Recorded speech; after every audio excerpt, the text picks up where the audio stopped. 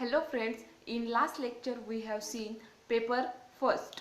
Okay, now we will start paper second and chapter number first, Introduction to Microprocessors and Organization of 8085. Let us see what is meant by microprocessor.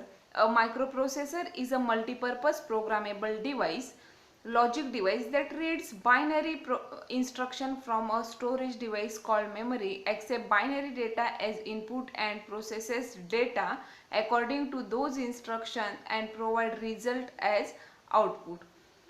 The microprocessor is a semiconductor device consisting of electronic logic circuit. A microprocessor is a multi-programmable, multi-purpose logic device, okay, that reads binary instruction. And what is meant by binary instructions? That the assembly language means the language of 0 and 1.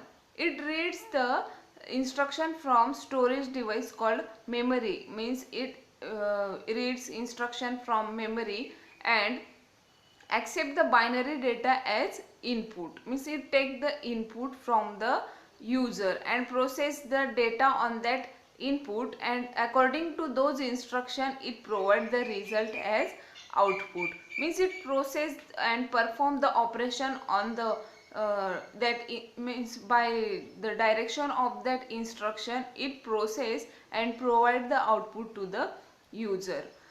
The microprocessor can be divided into broadly divided into three parts. First one is the arithmetic or logic unit, second is register, and third is control unit.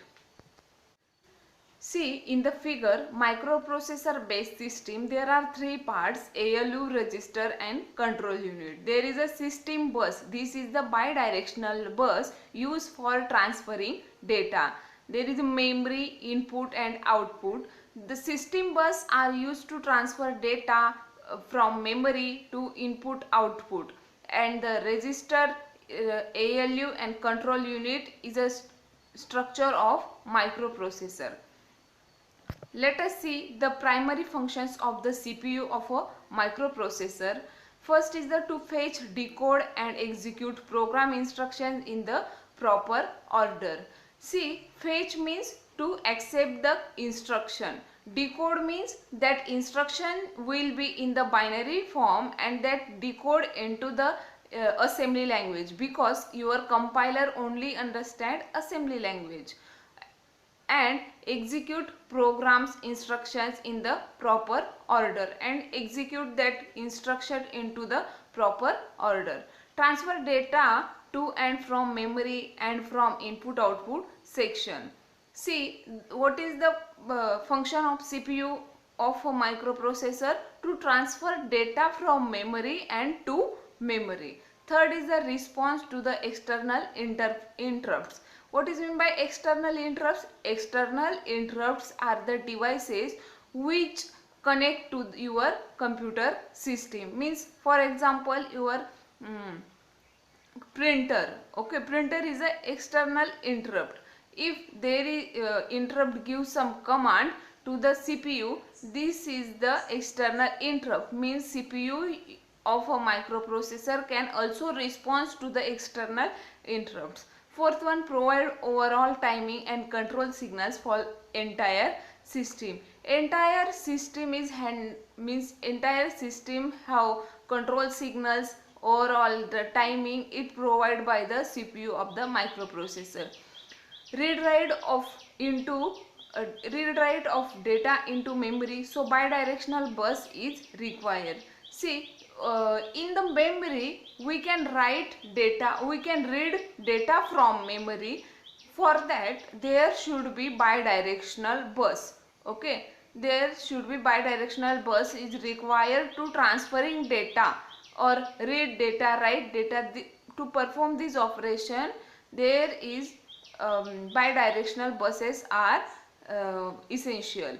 Last turn is all processing and data flow is done in the system with microprocessor unit chip. See what is meant by MPU, in short MPU, microprocessor unit. Now the block diagram of ALU. ALU means arithmetic logic unit. First is ALU is 8-bit unit. See, this is very important line. Your arithmetic logic unit is a 8-bit unit. Okay, it perform arithmetic logic rotate operation. It consists of binary added to perform addition and subtraction by 2's complement method. In 11th standard we have seen the how to calculate the 2's complement, okay, and how to perform the addition subtraction by the binary adder. Fourth is that the result is typically stored in accumulator. The temporary register is used to hold data during arithmetic or logic operations.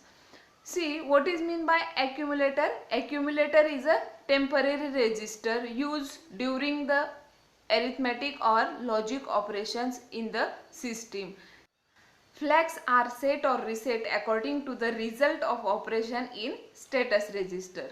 There is also a status register used to save or store the status of your operations. Okay. Next is a adder perform arithmetic operation like addition, subtraction, increment, decrement, etc. with the result being feedback into the accumulator via internal data bus. See, in the figure there is the temporary register, accumulator, internal CPU bus. Internal CPU bus are used to feedback the result to the accumulator. Okay. There is a shifter adder status register. Shifter performs logical operation like rotate left, rotate right, etc. Result is placed in accumulator. See, there are 6 blocks: shifter, adder, status register, temporary register, accumulator and internal CPU bus. Internal CPU bus is used to feedback the result to the accumulator. Okay, temporary register is also used to store the temporarily data at the time of addition, subtraction, whatever operation performed in the CPU, at that time there are some instructions and data that are stored into the temporary register. And shifter is used. Shifter performs the rotate left, rotate right logical operations, and the result of that operations are stored into the accumulator. Means whatever the result after the performing operations, that results always store into the accumulator. In this video we have seen what is meant by microprocessor, what are the functions of the CPU of microcomputer, and block diagram of the arithmetic logic unit, means in short ALU. Okay, thank you.